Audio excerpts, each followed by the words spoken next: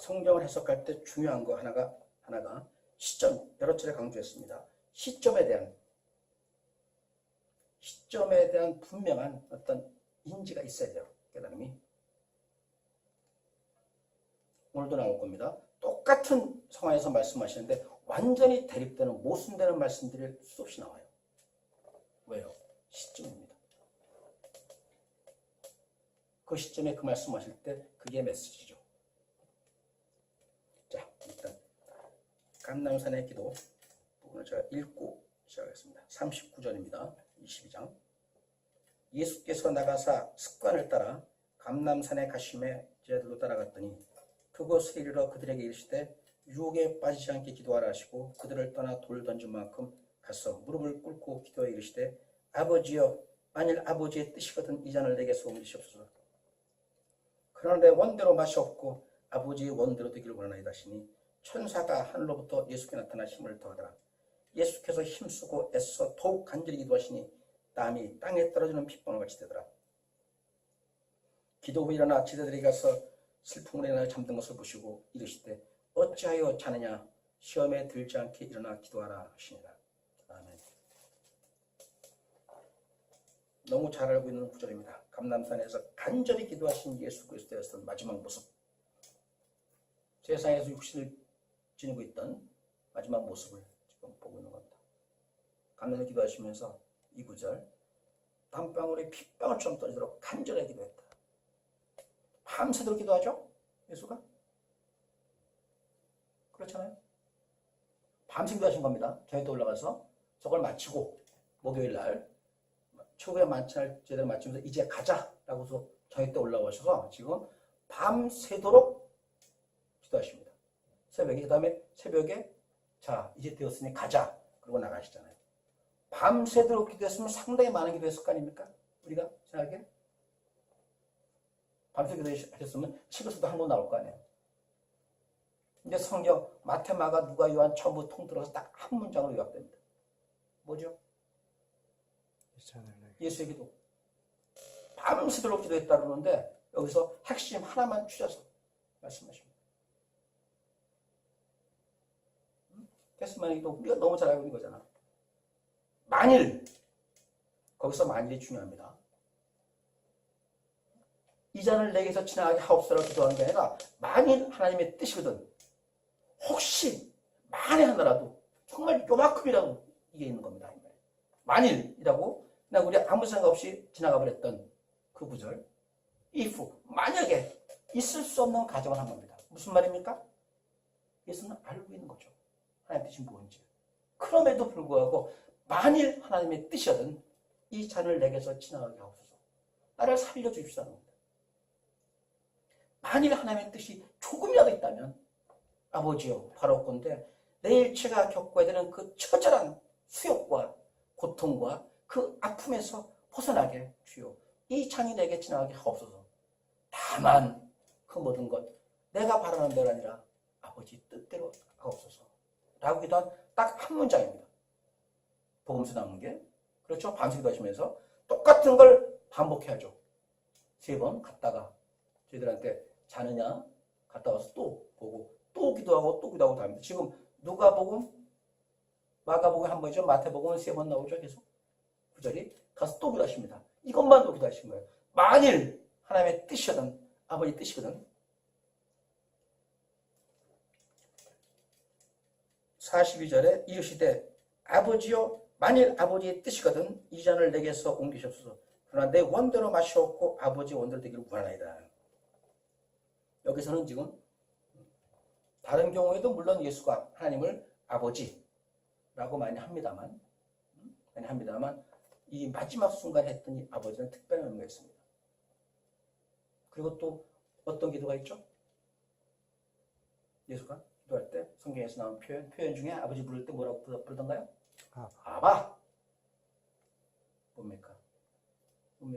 계속 하나님, 아버지 부르다가 아빠, 아바, 아버지요, 아바요 라고 했을 때 그만큼 지금 절박한 겁니다. 아버지, 이때는 정말 아버지입니다. 우리가 하늘아버지라고 하는 그 아버지가 아니라 살려주세요 아버지로 달라요. 아바 아버지요 라고 라고 기도하면서 달려간 겁니다. 예수. 내게 소음이 없어 그러나 내 원대로 맛이 없고 아버지로 되기 원하나이다 라고 하면서 그때 천사가 예수가 나타나 힘을 더하더라. 이 부분 42절 43절 간단한 문장입니다만 매우 중요한 의미를 담고 있습니다. 기도에서 핵심 중에서 여기 가기 전에 한번 봅시다. 이게 지금 마지막 예수의 어떤 사역입니다. 내 이름은 이제 십자가에 매달리고 그 다음에 죽으십니다. 바로 이 시점에 예수께서 하신 게 그 앞에 봅시다. 위에 있습니다. 32절 보세요. 32절. 그러나 내가 너를 위하여 네 믿음이 떨어지지 않기를 기도하였노니 너는 돌이킨 후에 네 형제를 굳게 하라. 다시 합니다. 그러나 31절부터 합시다. 다시 읽을게요. 시몬아 시몬아 보라 사탄이 너를 밀가부르듯 하려고 요구하였으나 사탄이 너를 유혹하였으나 그러나 내가 너를 위하여 네 믿음이 떨어지지 않기를 기도하였노니 너는 돌이킨 후에 네 형제를 굳게 하라. 무슨 말씀인지 떠오르나요?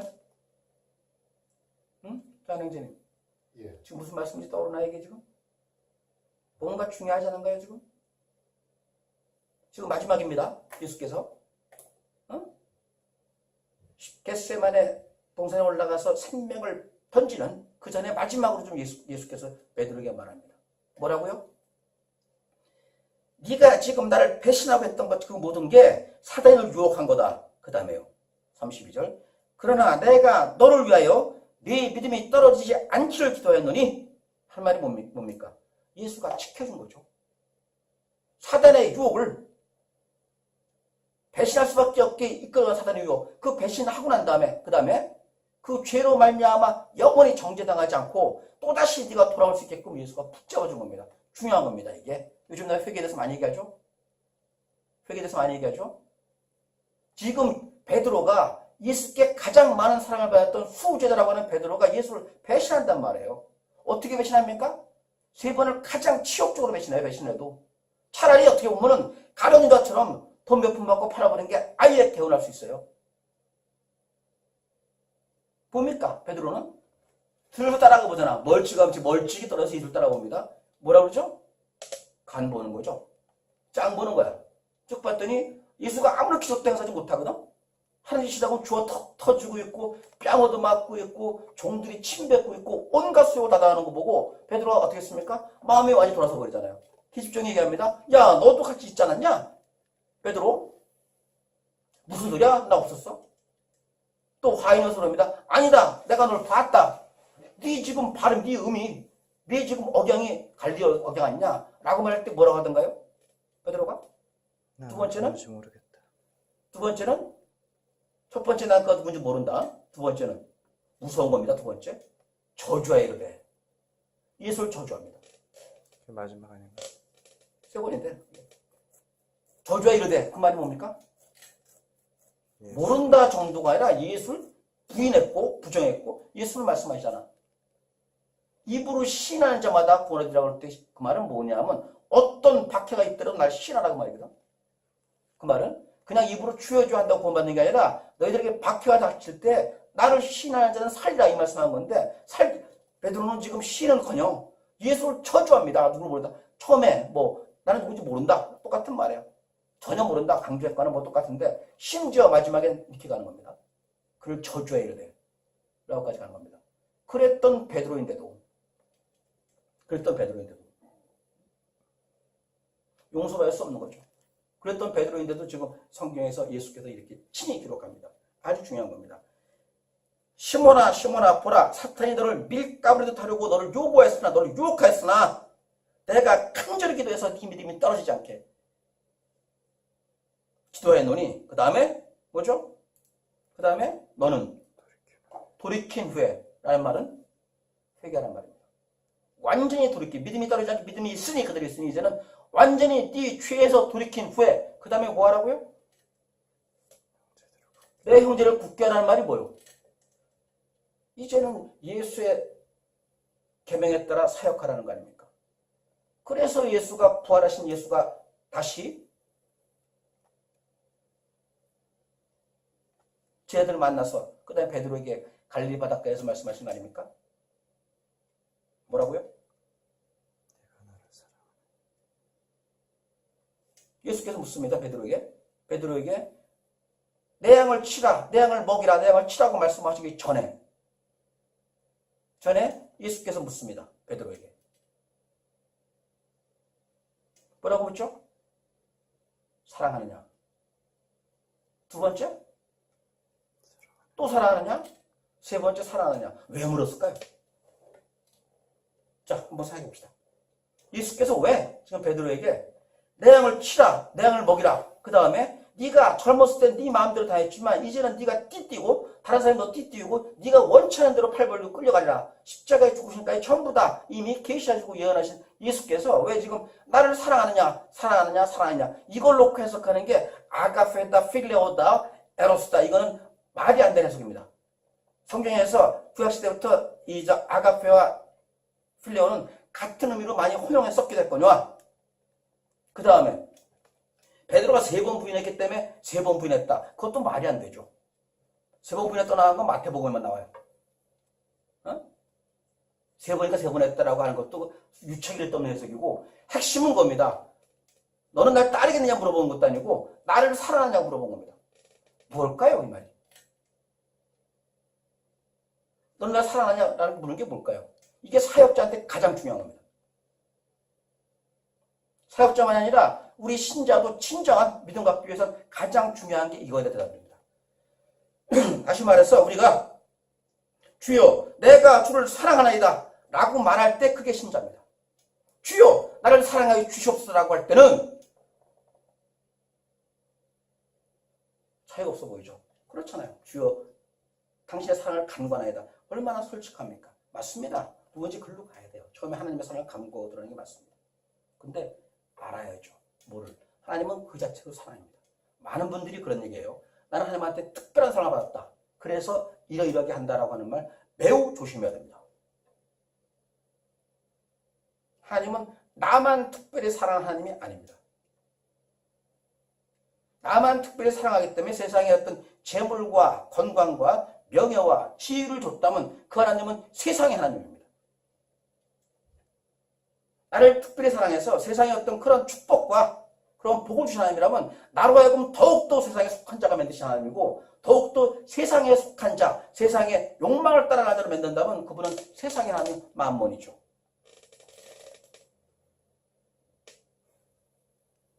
하나님을 사랑한다고 믿는 그 신앙은 내가 중심이 됩니다.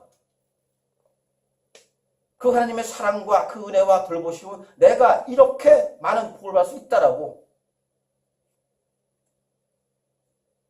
매우 하나님의 사랑을 간구하는 것 안에 굉장히 깊은 신앙이 있는 것 같지만 그 신앙의 중심은 납니다. 반면에 내가 주를 사랑하다라고 고백할 때 예수가 베드로에게 물었던 그대로 네가 날 사랑하느냐 물었을 때 주여 내가 주를 사랑하다라고 했을 때는 그때 모든 거의 중심은 예수입니다. 무슨 말입니까? 세상에서 고통을 당할 때도 아프고 슬프고 괴로울 때도 그 자체도 하나님의 사랑이라는 믿음이 있는 겁니다. 거기에는. 사랑하기 때문에 하나님은 편안하게 요람에 잘 편히 두시나요? 아니잖아요. 당신의 아들이신 독생자 예수 그리스도에게 하나님은 인류 누구도 감당할 수 없었던 가장 처절하고 끔찍하고 아픈 고통을 주십니다.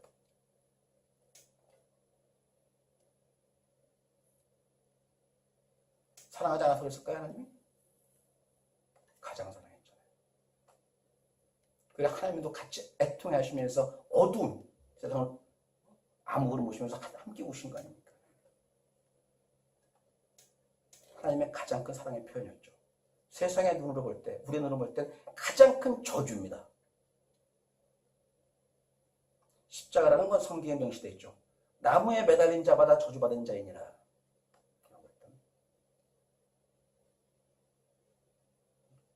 그런데 예수의 하나님의 사랑은 바로 그거였습니다. 성경에 기록된 그대로 그가 죽기까지 복종하였으니 곧 십자가에 죽으심이라. 이에 그를 높이사 모든 이름 위에 가장 뛰어난 이름을 주시니라. 십자가의 죽음이 있었기 때문에 예수는 그리스도가 되셨습니다. 십자가의 죽음이 없었다면 예수는 그리스도가 아닙니다.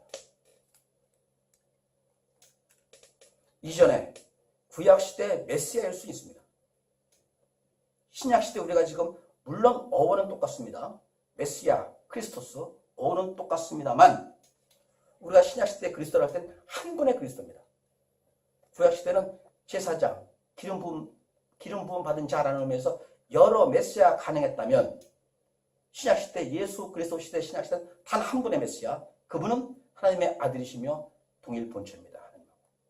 만약에 십자가의 부활을 통해서 죽음을 이기는 사망 권세를 이기고 부활하지 않았다면 예수는 지금 우리가 하나님으로 부르는 그리스도일 수 없습니다. 하나님의 가장 큰 사랑은 우리의 인간의 이성이나 감정, 경험으로 판단할 수 없는 걸로 나타나는 겁니다. 그렇게 물은 겁니다. 나를 사랑하느냐? 또 사랑하느냐? 또 사랑하느냐? 3번 하고 난 다음에 예수께서 그 다음에 말씀하십니다. 그렇다면 너는 내 양을 치고 먹을 수 있다. 이제 너는 사역자로 볼 수 있다. 그리고 또 말하는데 사역자가 되는 게 세상에서 했던 부귀 영화를 누리는 게 아니란다. 지위와 명예와 영광 얻는 게 아니란다. 너는 죽어야 한다. 내가 십자가에 못 박혀 죽었던 것처럼 내 제자인 너도 그렇게 죽어야 된다.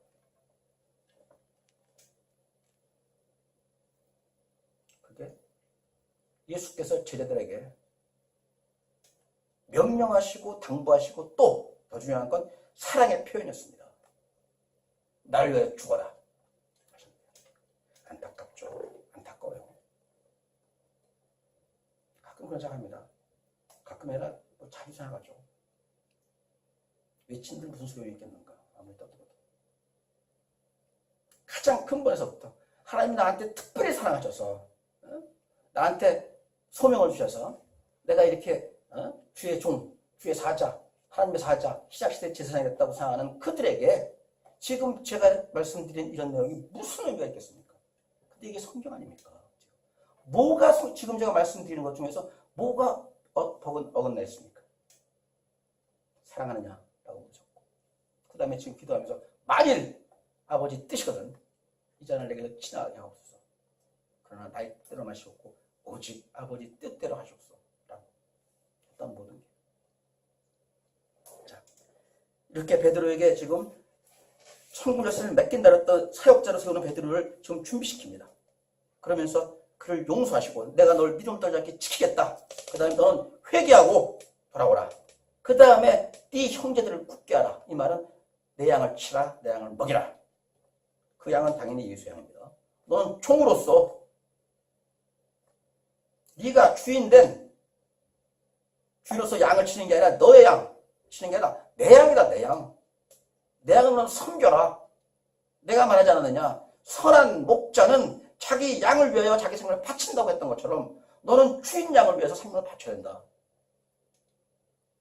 그래서 너는 이제는 네가 원하는 대로 하는 게 아니라 네가 띠뛰고 팔 벌리고 죽으리라.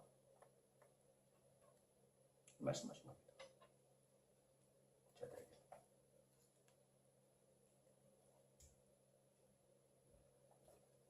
베드로만 다시 굳건히 세운 게 아닙니다. 그 다음에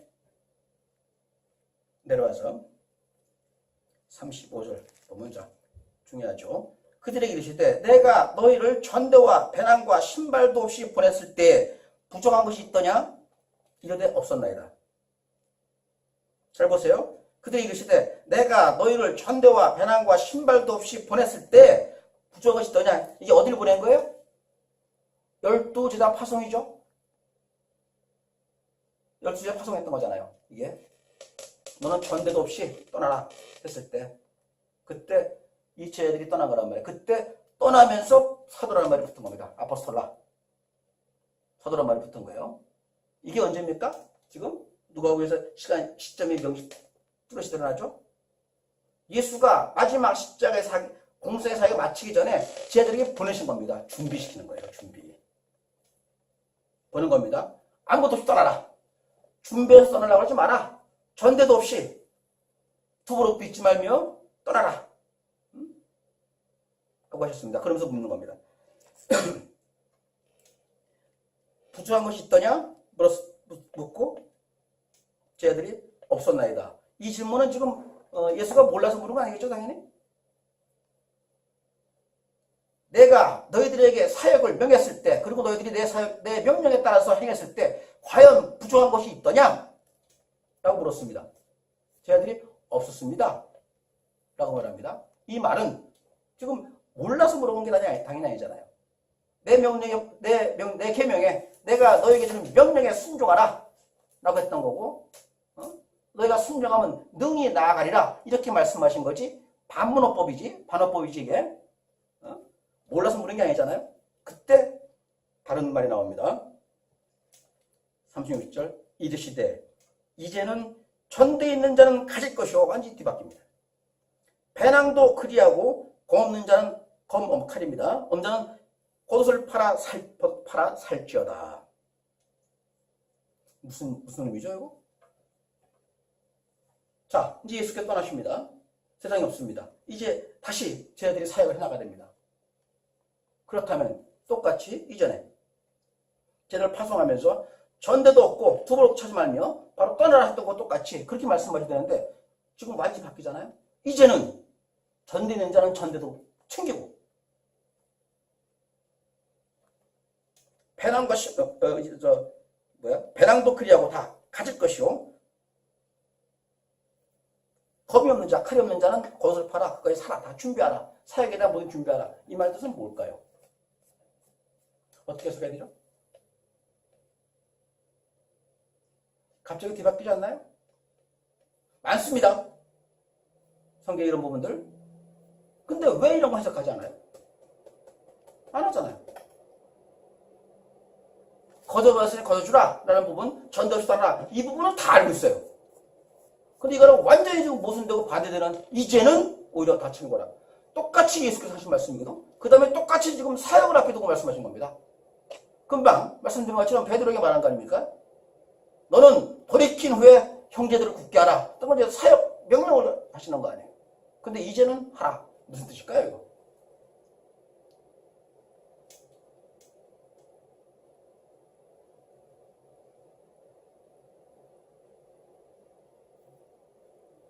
어떻게 해야 되나요?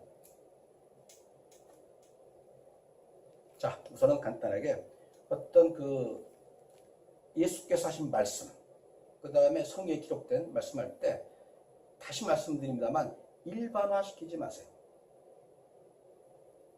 의미를 무턱대고 일반화시키지 말라. 예수께서 어떤 사명을 줘서 사역을 할 때는 그런 겁니다. 사역 자체 하라 하면 따르는 순종이 우선입니다. 무조건. 그 다음에 두 번째, 많이들 그러잖아요. 아무런 준비도 없이 사역을 하면 그러면 하기만 하면 된다라고 하는 거. 아무런 준비도 되지 않고 그래서 할 수 없는 사역을 하나님 하라 볼까요?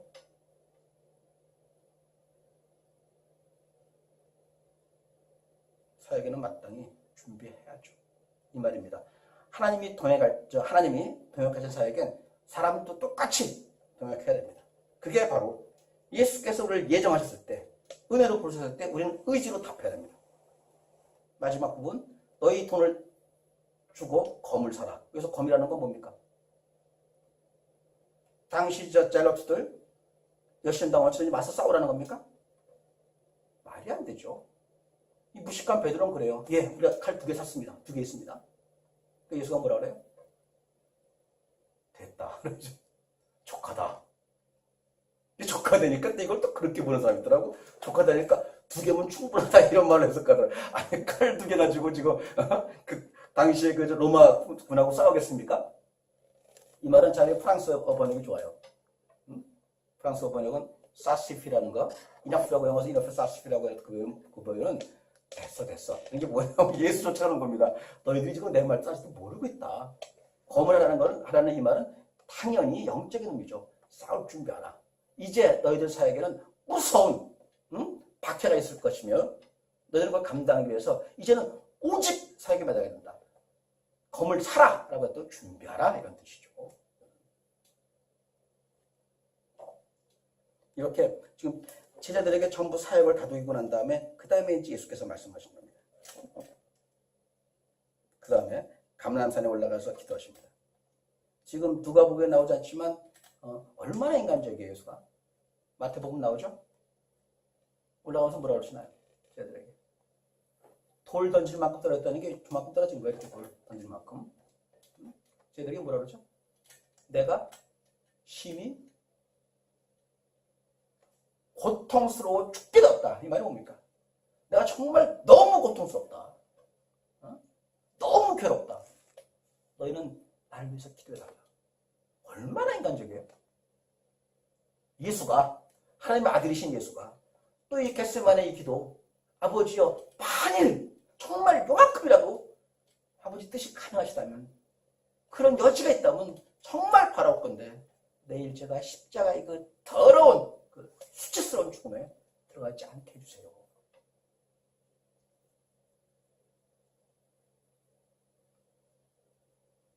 기도한 겁니다.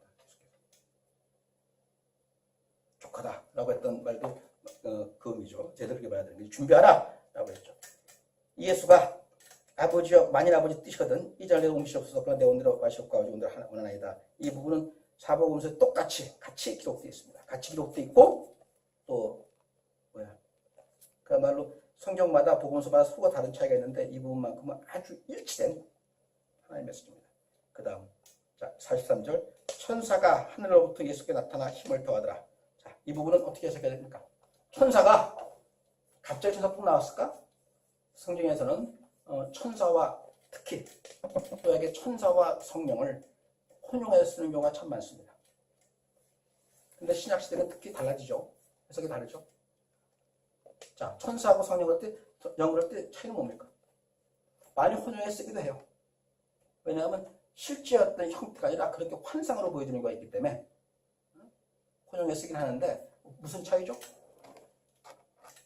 천사와 물리적인 천사와 영. 자, 영은 하나님은 영이시니 라고 할 때 영은 보이지 않습니다. 영은 보이지가 않아요. 어떤 형태가 없단 말이에요. 근데 천사는 이 몸은 아닙니다. 천사는 예수께서 했던 것처럼 뭡니까? 부활하신 예수가 제자들이 있는데 들어올 때 전부 문을 잠가놨지만 들어오셨고 언제 가시는지 모르게 사라져버렸어요. 막달라 마리아를 만나면서 예수는 신비한 어떤 그 몸으로 나타났습니다. 분명한 건 눈에 보였습니다. 천사 이렇게 표현할 때 형체가 있습니다. 영은 그럴 때 없는 거예요. 그래서 그 말씀하신 겁니다. 부활할 때 누구의 아내로 태어납니까?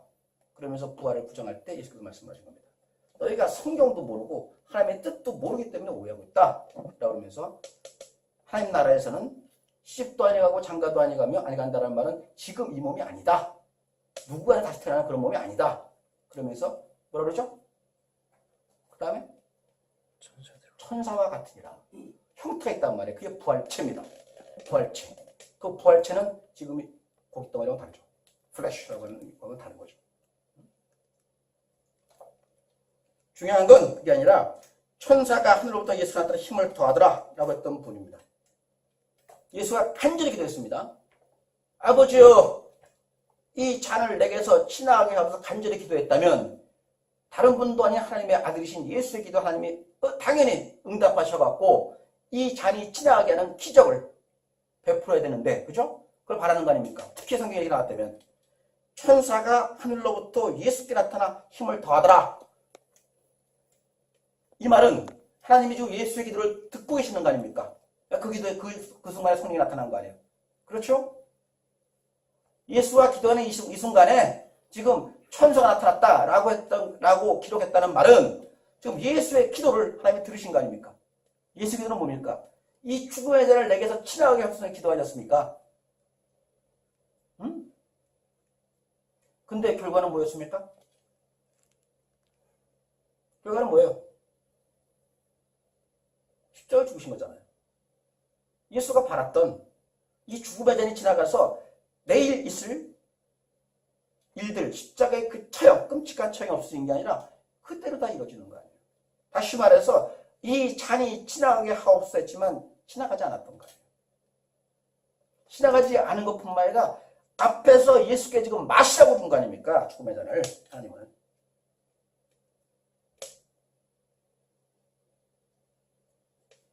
어떻게 해석해야 되나요? 간절히 기도했어. 내가 전혀 원치 않는 걸로 결과가 나타납니다. 지나가게 달랬더니 지나가기는커녕 그 잔에 있는 것도 두려운데 마시라고 그런 거야. 지금 마시라고 그 잔을. 그렇다면 기도가 뭡니까 도대체? 기도가 뭐고 하나님의 응답이 뭐냐고요. 우리가 지금 알고 있고 우리가 지금까지 기도다, 기도의 응답이다 라고 말했던 수없이 많은 책들부터 시작해서 우리가 알고 있는 그 기본적인 신학적인 혹은 신앙적인 지식들을 전부 뒤집는 거 아니냐고요. 성령이 나타났는데 그래서 힘을 더해주는데 성령이 역사하시는데 불구하고 내가 원하는 대로 들어주는 게 아니라 완전히 반대로 한 거 아닙니까? 이게 매우 중요한 겁니다. 지금 신앙의 근본부터 다시 생각해야 되는 핵심적인 요소입니다. 뭘까요? 기도의 능력은 하나님의 뜻을 이루시는 것. 아멘. 기도의 능력은 내가 도저히 감당할 수 없는 것을 능히 기꺼이 감당할 수 있는 힘을 얻는 겁니다.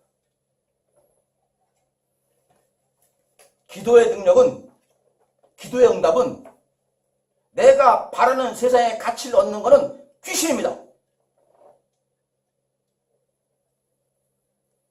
기도의 진정한 응답은 하나님의 뜻을 나를 통해서 이루시는 겁니다.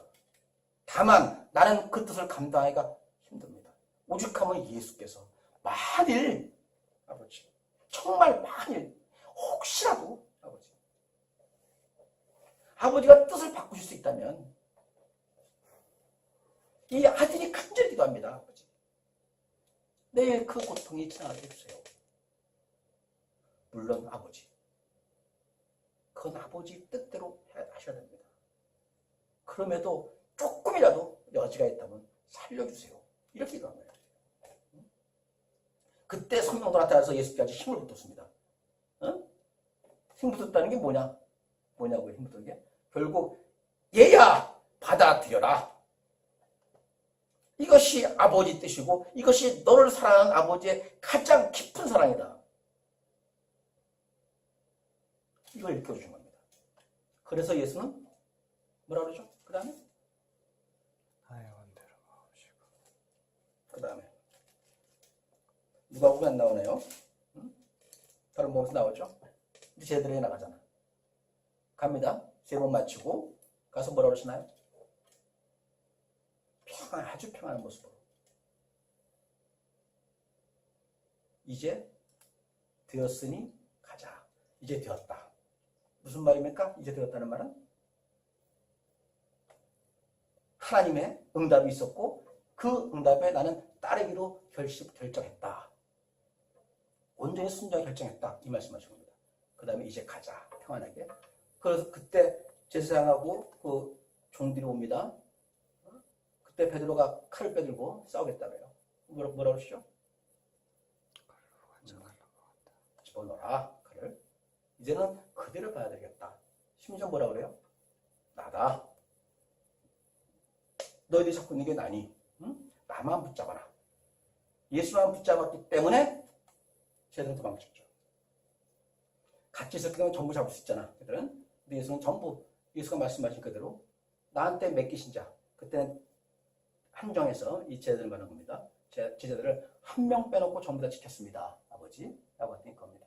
내가 죽고 내가 희생당하고 내가 붙잡기 위해서 주께서 나한테 맡기신 이 양들은 제가 지켰습니다. 라고 합니다. 이 겟세마네의 기도에서 핵심적인 거 정리하고 마무리하겠습니다. 간단한 문장이고 우리가 감동적으로 받아들였습니다만 감동 이전에 갖고 있는 심층적인 메시지 의미가 있습니다. 기도란 무엇인가? 예수란 누구인가? 하나님의 사랑은 무엇인가?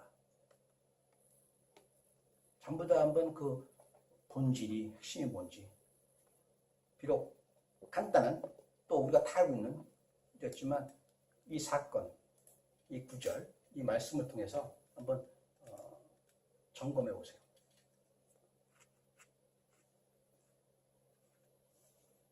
기도란 하나님의 뜻, 성령의 어떤 역사란, 성령의 응답이란 무엇인가? 자, 이 말이 지금 이렇게 말씀드린 게 결코 세상에서의 복과 모든 것들, 이런 것들하고 무관하다는 건 아닙니다. 하나님은 천지 만물을 지으실 때 인간이 풍요롭게 살라고 지으신 겁니다. 고통 그 자체는 결코 하나님의 목적일 수 없습니다. 하나님의 뜻일 수도 없고. 그런데 성경은 말합니다. 너희는 먼저 하나님 나라와 의를 구하라. 그리하면 이 모든 것을 더하시리라. 라고 할 때 신앙의 어떤 그리스도 신앙의 목적이 뭐냐, 그 본질이 뭐냐, 이거 먼저 알자고요. 그 다음에 필요하다면 주시는 겁니다. 다시 말해서 세상에서 우리한테 필요한 것들에 대한 거는 말 그대로 선물이고 결과입니다. 목적이 아닙니다. 필요한 그건 하나님 뜻입니다. 어떤 사람한테 재물 주셔서 그 재물을 통해서 매우 중요합니다. 재물도 그냥 주면 그냥 중요한 게 아니라 말로만 중요하다는 게 아니라 사역을 위해서 그래요. 사역을 위해서. 여러 차례 강조합니다만 그것도 굉장히 큰 은사예요. 예수조차도 갈릴리에서 같이 따라갔던 여인들과 그 다음에 예수를 추종하던 많은 사람들의 어떤 그 헌신과 수고가 없었다면 못했겠죠. 우선 가룟 유다가 회개를 맡아서 했다는 것부터가 그 메시지 아닙니까? 모든 게 다 결국 하나님의 뜻에 합당하게 쓰여지면 전부 은사입니다. 어떤 사람들에겐 그럴까요? 어떤 사역을 위해서 그런 재정적인 걸 할 수 있는 것도 상당히 큰 은사죠. 어떤 사람에겐. 또 어떤 사람에겐 다른 저처럼 말씀하겠다는 사람은 말씀하게 자꾸만 은혜를 부어줘야겠죠. 근데 그것만 갖고 되는 게 아닙니다. 말씀이든 재정이 갖고 되는 게 아니라 우리가 미쳐보지 못한 작은 것들 하나하나. 오히려 그런 부분에서 더 적게 많아요. 자칫 놓쳐가는 이런 것들에서 꼼꼼히 어떤 사랑과 열정을 갖고 해나갈 때 사역을 합니다. 제 믿음, 제 확신은 분명합니다. 저는 오늘날 그리스도인이 주신 가장 분명하고 추럼한 사명은 교회를 세우는 겁니다. 교회는 예수입니다. 그 교회에서 우리는 구원이 있습니다. 교회 신앙이 있고 그 안에서 기쁨과 평화가 있어야 됩니다. 우리 신앙이 그 안에서 하나님의 뜻 안에서 이루어지고 우리가 지금 예수께서 감당하신 것처럼 성령의 어떤 도우심과 은혜로 우리가 기꺼이 감당하고 감당하되 자 이제 되었다 하고 마음의 평안을 느끼신 예수처럼 우리도 마음속에 기쁨과 평화로 하나님의 뜻을 받아들이는 귀한 사역이 되길 바랍니다. 마치겠습니다.